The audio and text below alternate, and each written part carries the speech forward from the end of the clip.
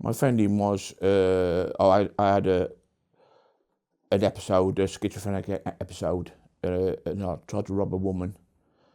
I robbed a woman, done some damage.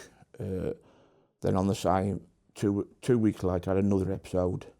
I walked into a shop asking for the money, and I had water on me saying it was acid, and I threw it all over him, and he was really in a bad way, thinking that it was acid, and that's what I got. What kind of impact did that have on you? At the time, didn't know what I was doing, because obviously when you're in a psychotic episode, you don't know what you're doing. When I come round, I was very paranoid that the police was after me. So I handed myself in because I couldn't cope with the pressure. It was either that or I was going to hurt somebody or kill somebody. That's how bad it was. And it wasn't a good time. It wasn't a good place. How did you come to meet Chloe? Chloe introduced herself through victim awareness. And best thing that ever happened to me, because I've never had the opportunity, or I didn't want the opportunity, to actually say sorry to my victims. And Chloe's been fantastic. She's the one who brought it all together for me, brought me peace, brought me accepting what I'd done, which I couldn't accept before what I'd done, and correct myself with my medications and psychiatrists, which I wasn't doing before. I was self-medicating on cocaine and alcohol. So that was a big thing. So Chloe really, done a big thing for me. She really, I won't say closed the door on it, but met the door ajar. Do you understand? Yeah. So yeah, she was brilliant. Yeah. Did you get the opportunity to apologise? To one of them, yes. We could have done the other one as well, but unforeseen circumstances with her family. Me and Chloe discussed it, and we thought, okay, no, we ain't going to go there yet because I had family problems.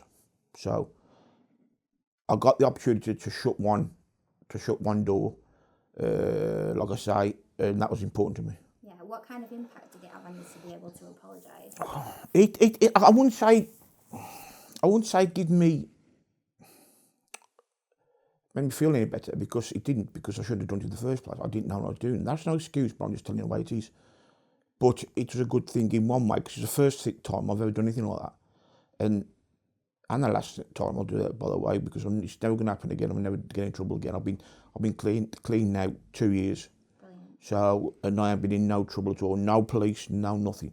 Right, I'll just get on with my life now and get through every day as it comes. So basically, it's done a hell of a lot for me. Really love for me.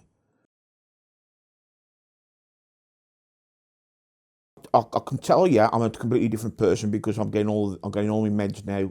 Take my meds every day, twice a day, and also I see psychiatrists very often, and I've got a carer as well, so a carer helps me as well. So I'm in a different position now. I'm in a better position now than I ever have been before, because last time before any of these crimes happened, I wasn't taking medication. I was self-medicating on cocaine, loads of cocaine, loads and loads. I've told Chloe I should be dead over 3 times, I'm sure. But this time I'm drug-free, alcohol-free. I do not touch any of that sort of stuff. So I'm in a lot better position now than ever before. What advice would you give to other people that were in a similar position to you? Listen to the elders. I was the same. I'm not going to... When I was younger, when I was in prison, I said the same. I ain't going to listen to you. Why should I listen to you? I'm the main man. You're nothing. You're nothing. All you am, right, is a number. If that's what you want to be the rest of your life, that's up to you. If you want to make something of your life and have a family and settle down and be respected for the right thing, that's what to do. But don't go to crime thinking, oh, my mates are all in it. Look how big they are. They ain't big, they're small. They ain't got the freedom. They've got no freedom. They ain't got no do whatever they want. Go out for a drink. Go out with the missus. Have kids. Do you understand what I'm saying? And they can't bring them up themselves because they ain't got no income to bring them up themselves. So when they do have kids, they're poor.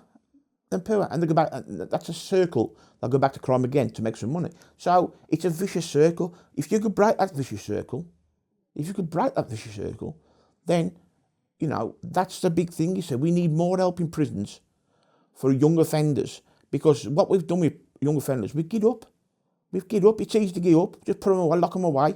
But that ain't helping the offenders. There should be more education inside prisons, right? There should be more care inside prisons. There should be more focused on when you leave the prison, what you're going to do. Because you see the same faces, I've saw the same faces when I've done a long stretch, the same faces over and over and over again, and they ain't listening. And the fence gets longer and longer and longer. Do you understand what I'm saying? So what I'm saying to you is, it is very important, very, very important to get education when you're in prison, and try your best to try and re-inform them. Not just bung them in a cell or in a prison and leave them there for 2 years and expect them to come out a better person. Don't happen. You tell me how many people you know who've been to prison, come out and was perfect. Nobody. So that's what I think. More education, and let's give people who committed crimes more opportunity. Not send them to prison, but you know, give them volunteer work and keep an eye on them. Do you understand that? And then they get the appreciation of working and where it gets you. They think if they can go out and pinch and get £500 a night, right, and you go to work and you don't get £500 a week, you can understand where it comes from. But we've got to break that cycle. You know, listen, it's going to be a clever bloke who does, but it needs to be broken. These young ones need to be spoken to and realise that what I am doing is wrong. And the most embarrassing thing to them is the families. When the families hear about it, or the families get involved in it, you know, it's silly. Silly. So they need help, they need education. Education is everything in my opinion. Yeah. All I can say to you is Chloe's here now. Chloe, she done fabulous for me. I've recommended, there's that many people in our house I've recommended to go through this. Some of them laugh at you. Some of them say, I like the sound of that. But if I can get one person, just one person to take up what I've done, it's a massive load off your shoulders. It really is. I mean, it's important to people to know these things, because, to be honest with you, I've never heard you before. I've never heard of you. I was in probation. I went over, spoke to them. They introduced themselves, and from then on, all I had to do is turn up. Everything else was done for me. And obviously write a letter. But even then, Chloe, because I ain't that good at writing, Chloe wrote it for me as well. Wrote it for me, and also sent it off for me. Went and met the person, come back, told me about it. So all I can say to you is, Chloe was the best. So I can't say nothing else, and that is the truth. I'm sitting in front of this camera now, and we had a conversation, didn't I? Before I started, that I'm only going to tell the truth. I ain't going to give, you know, what you want to hear. It's what I've got to say. And everything I've said to you is what I want to say.